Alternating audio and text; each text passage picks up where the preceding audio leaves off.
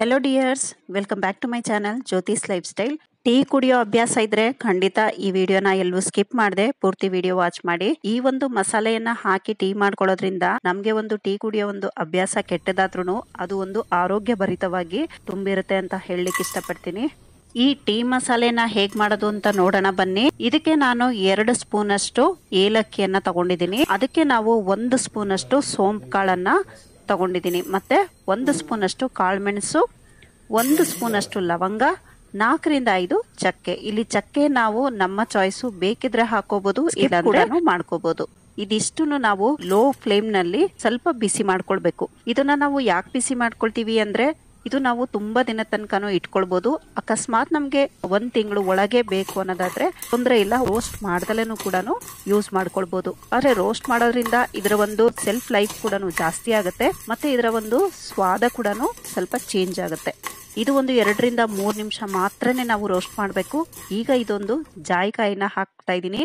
ಇದನ್ನು ಅಷ್ಟೇ ಸ್ವಲ್ಪ ಕ್ರಶ್ ಮಾಡ್ಬಿಟ್ಟು ಹಾಕ್ತಾ ಇದ್ದೀನಿ. ಇದನ್ನು 1 ನಿಮಿಷ ಇದನ್ನ ನಾವು ರೋಸ್ಟ್ ಮಾಡಿದ್ರೆ ಸಾಕಾಗುತ್ತೆ. ಈಗ ಇದಕ್ಕೆ ನಾವು ತುಳಸಿ ಎಲೆ ಮತ್ತೆ ತುಳಸಿ ಬೀಜ ಇರುತ್ತಲ್ಲ, ಅಂದ್ರೆ ತುಳಸಿ ಎಲೆ ಜೊತೆಯಲ್ಲೇ ಬೀಜ ಬರೋದು, ಅದನ್ನು ಕೂಡ ನಾವು ತೊಳೆದು ನೆರಳಲ್ಲಿ ಒಣಗಿಸ್ಕೊಂಡು ಅದನ್ನು ಕೂಡ ಈ ರೋಸ್ಟ್ ಮಾಡುವಾಗ ಸೇರಿಸ್ಕೊಳ್ಬಹುದು. ಎಲ್ಲ ರೋಸ್ಟ್ ಆದ ನಂತರ ನಾವು ಸೇರಿಸ್ಕೋಬೇಕಾಗತ್ತೆ. ಅದೇ ರೀತಿ ಪುದೀನ ಎಲೆಗಳನ್ನು ಕೂಡ ಸೇರಿಸ್ಕೊಳ್ಬಹುದು.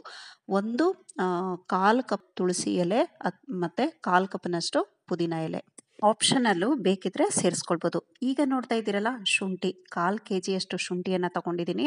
ಇದನ್ನ ನಾವು ಚೆನ್ನಾಗಿ ತುರಿದು ನೀಟಾಗಿ ಬಿಸಿಲಲ್ಲಿ ಒಣಗಿಸ್ಕೊಂಡು ಪುಡಿ ಡೈರೆಕ್ಟ್ ಆಗಿ ನಾವು ಹಾಕೋಬಹುದು. ನಾನಿಲ್ಲಿ ಸಣ್ಣ ಸಣ್ಣದಾಗಿ ಕಟ್ ಮಾಡಿ ಒಣಗಿಸ್ಕೊಂಡಿದ್ದೆ. ಮತ್ತೆ ಅದ್ರ ಜೊತೆ ಶುಂಠಿಯ ಸಿಪ್ಪೆ ತೆಗೆದಿಟ್ಕೊಂಡಿದ್ನಲ್ಲ, ಅದನ್ನು ಕೂಡ ಇದರಲ್ಲಿ ಯೂಸ್ ಮಾಡ್ಕೊಳ್ತಾ ಇದ್ದೀನಿ. ನಾವು ಯಾವುದಕ್ಕಾದ್ರೂ ಶುಂಠಿ ಸಿಪ್ಪೆಯನ್ನು ತೆಗೆದ್ರೆ ಈ ರೀತಿಯಾಗಿ ಒಣಗಿಸ್ಕೊಂಡು ನಂತರ ನಾವು ಯೂಸಿಗೆ ತಗೊಳ್ಬಹುದು. ಇದು ಕೂಡ ವೇಸ್ಟ್ ಆಗಲ್ಲ. ಇದೇ ರೀತಿ ನಾನು ಶುಂಠಿ ಉಪ್ಪಿನಕಾಯಿ ಕೂಡ ಮಾಡೋದು ತೋರಿಸಿದ್ದೀನಿ. ಯಾರು ನೋಡಿಲ್ಲ ಅಂದ್ರೆ ಇಂಟ್ರೆಸ್ಟ್ ಇದ್ರೆ ವಿಡಿಯೋನ ಚೆಕ್ ಮಾಡಿ. ಇದನ್ನು ಅಷ್ಟೇ ನಾನು ಲೋ ಫ್ಲೇಮ್ ನಲ್ಲಿ 2 ನಿಮಿಷ, ಅಂದ್ರೆ ಇದು ಸ್ವಲ್ಪ ಕ್ರಿಸ್ಪ್ ಆಗೋ ತನಕ ರೋಸ್ಟ್ ಮಾಡಿದ್ರೆ ಸಾಕಾಗುತ್ತೆ. ಇದಿಷ್ಟನ್ನು ಸೇರಿಸ್ಕೊಂಡಿದ್ದೀನಿ. ನಮಗೆ ಇದು ರೋಸ್ಟ್ ಮಾಡೋದು ಬೇಡ ಅಂದ್ರೆ ಆರಾಮಾಗಿ ತುಂಬಾ ಬಿಸಿಲಿರುತ್ತಲ್ಲ, ಒಳ್ಳೆ ಬಿಸಿಲಿದ್ದಾಗ 1 ರಿಂದ 2 ಅವರ್ ಇದನ್ನ ನಾವು ಬಿಸಿಲಿಗೆ ತೋರಿಸಿದ್ರು ಸಾಕಾಗುತ್ತೆ. ಈ ಮಸಾಲೆ ಎಲ್ಲ ಚೆನ್ನಾಗಿ ತಣ್ಣಗಾಗಬೇಕು. ತಣ್ಣಗಾದ ನಂತರ ನಾವು ಮಿಕ್ಸಿ ಜಾರಲ್ಲಿ ಪೌಡರ್ ಮಾಡ್ಕೊಂಡು ಬರೋಣ. ನೀರನ್ನ ಸೇರಿಸಬಾರ್ದು. ದಿನಕ್ಕೆ ನಾವು 2 ರಿಂದ 3 ಸರಿ ಅಂತರೂ ಖಂಡಿತ ಟೀನ ಕುಡಿತಾನೆ ಇರ್ತೀವಿ. ಟೀ ಒಂದ್ ರೀತಿ ನಮ್ಗೆ ಎನರ್ಜಿ ಟಾನಿಕ್ ತರ. ಸೊ ಈ ಮಸಾಲೆಯನ್ನ ಹಾಕಿ ಮಾಡಿದ್ರೆ ತುಂಬಾನೇ ಒಂದು ಒಳ್ಳೆ ಟೇಸ್ಟ್ ಬರುತ್ತೆ. ಆರೋಗ್ಯಕ್ಕೂ ಕೂಡ ತುಂಬಾ ಒಳ್ಳೇದು. ಪೌಡರ್ ಮಾಡ್ಕೊಂಡು ಬಂದಿದ್ದೀನಿ. ತುಂಬಾನೇ ನೋಡ್ಲಿಕ್ಕೂ ಕೂಡ ತುಂಬಾನೇ ಚೆನ್ನಾಗಿ ಕಾಣ್ತಾ ಇದೆ. ಅದರಲ್ಲೂ ಹೋಮ್ ಮೇಡ್ ಪೌಡರ್ ನಾವು ನಮ್ಮ ಕೈಯಾರೆ ನಮ್ಮ ಅಡುಗೆ ಮನೆಯಲ್ಲಿ ಮಾಡಿ ಯೂಸ್ ಮಾಡೋದ್ರಿಂದ ಅದರದ ಒಂದು ಟೇಸ್ಟು ಬೇರೆನೆ, ಮತ್ತೆ ಹೊರಗಡೆ ಏನ್ ಮಿಕ್ಸ್ ಮಾಡಿರ್ತಾರೋ ಏನೋ ಅನ್ನೋ ಒಂದು ಚಿಂತೆ ಕೂಡ ಇರುತ್ತೆ. ಈ ಮಸಾಲೆಯನ್ನ ಯೂಸ್ ಮಾಡಿ ಟೀ ಹೇಗ್ ಮಾಡೋದು ಅಂತ ಮುಂದೆ ತೋರಿಸ್ತೀನಿ. ಟೀ ಮಾಡ್ಲಿಕ್ಕೆ ನಾವು ಮೊದಲು ಹಾಲನ್ನ ಬಿಸಿ ಮಾಡ್ಕೋಬೇಕಾಗತ್ತೆ. ಆಗ್ಲೇ ನಮ್ಗೆ ಟೀ ಟೇಸ್ಟ್ ಬರುತ್ತೆ. ಟೀ ಮಾಡ್ಲಿಕ್ಕೆ ಈಗ ನಾನು 2 ಗ್ಲಾಸ್ ಅಷ್ಟು ಟೀ ಮಾಡ್ತಾ ಇದ್ದೀನಿ. 2 ಗ್ಲಾಸ್ಗೆ ನಾನಿಲ್ಲಿ 1/4 ಗ್ಲಾಸ್ ಅಷ್ಟು ನೀರನ್ನ ಸೇರಿಸ್ಕೊಳ್ತಾ ಇದ್ದೀನಿ. ಈಗ ಇದಕ್ಕೆ ನಾವು 1/2 ಸ್ಪೂನ್ ಅಷ್ಟು ಶುಂಠಿಯ ತುರಿಯನ್ನ ಹಾಕೊಂಡಿದ್ದೀನಿ. ಇಲ್ಲ ನಾವು ಶುಂಠಿಯನ್ನ ಕುಟ್ಕೊಂಡು ಕೂಡ ಹಾಕೋಬಹುದು, ಇಲ್ಲ ಇದು ಬೇಡ ಅಂದ್ರೆ ಸ್ಕಿಪ್ ಕೂಡ ಮಾಡ್ಕೋಬಹುದು. ಈಗ ಇದಕ್ಕೆ ಟೀ ಪುಡಿಯನ್ನ ಹಾಕೊಳ್ತಾ ಇದ್ದೀನಿ. 1.5 ಇಂದ 2 ಟೇಬಲ್ ಸ್ಪೂನ್ ಅಷ್ಟು ಟೀ ಪುಡಿಯನ್ನ ಹಾಕೊಳ್ತಾ ಇದ್ದೀನಿ. ಹೀಗೆ ಮಾಡಿ ಕುಡಿಯೋದ್ರಿಂದ ಟೀ ತುಂಬಾ ಆರೋಗ್ಯ ಭರಿತವಾಗೂ ಇರುತ್ತೆ. ನಮ್ಗೆ ಒಂದು ಮೂಡ್ ಫ್ರೆಶ್ನೆಸ್ ಕೂಡ ಸಿಗುತ್ತೆ. ಟೀ ಸ್ಟ್ರಾಂಗ್ ಏನಾದ್ರೂ ಬೇಕು ಅಂದ್ರೆ ಸಕ್ಕರೆ ನಾವು ಈಗಲೇ ಹಾಕೋಬೇಕಾಗತ್ತೆ. ಟೀ ಸ್ವಲ್ಪ ಸ್ಟ್ರಾಂಗ್ ಕಮ್ಮಿ ಬೇಕು, ನಮ್ಗೆ ತುಂಬಾ ಸ್ಟ್ರಾಂಗ್ ಬೇಡ ಅನ್ನೋದಾದ್ರೆ ನಾವು ಸ್ಟ್ರೈನ್ ಮಾಡಿ ಟೀನ ಡೈರೆಕ್ಟ್ ಆಗಿ ಗ್ಲಾಸಿಗೆ ತಗೊಳ್ತೀವಲ್ಲ, ಅವಾಗ ಕೂಡ ಸಕ್ಕರೆ ಮಿಕ್ಸ್ ಮಾಡ್ಕೋಬಹುದು. ಇಲ್ಲ ನಾವು ಟೀ ಆದ ನಂತರ ಕೂಡ ಸಕ್ಕರೆ ಮಿಕ್ಸ್ ಮಾಡ್ಕೋಬಹುದು. ಈಗ ನೋಡ್ತಾ ಇದ್ದೀರಲ್ಲ, ನಾವು ಟೀ ಮಸಾಲೆ ಮಾಡ್ಕೊಂಡಿರೋಂಥದ್ದು. ಈಗ ಈ ಮಸಾಲೆಯನ್ನ ಸೇರಿಸ್ಕೊಳ್ಳೋಣ. ಈಗ ಟೀ ಮಸಾಲೆಯನ್ನ ಸೇರಿಸ್ಕೊಳ್ಳೋಣ. ಹೋಮ್ ಮೇಡ್ ಚಾಯ್ ಮಸಾಲ ಒಂದು 1/4 ಸ್ಪೂನ್ ಅಷ್ಟು ಆದ್ರೆ ಸಾಕಾಗತ್ತೆ.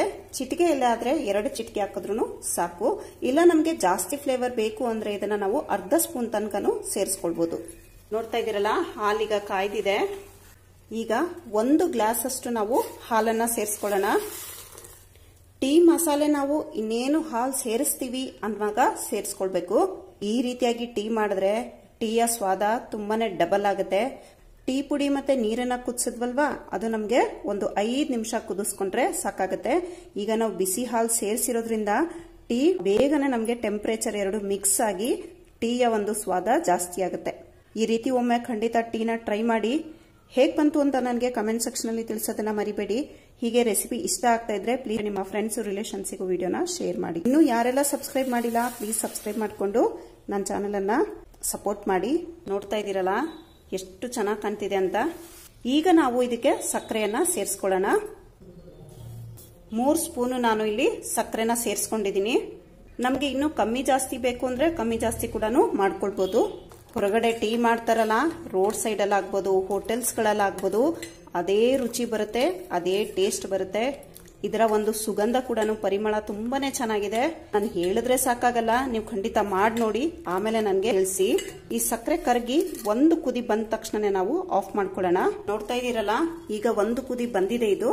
ಈಗ ನಾವು ಸ್ಟವ್ ಅನ್ನು ಆಫ್ ಮಾಡ್ಕೊಳ್ಳೋಣ. ಟೀನ ನಾವು ಸ್ಟ್ರೈನ್ ಮಾಡ್ಕೊಳ್ಳೋಣ.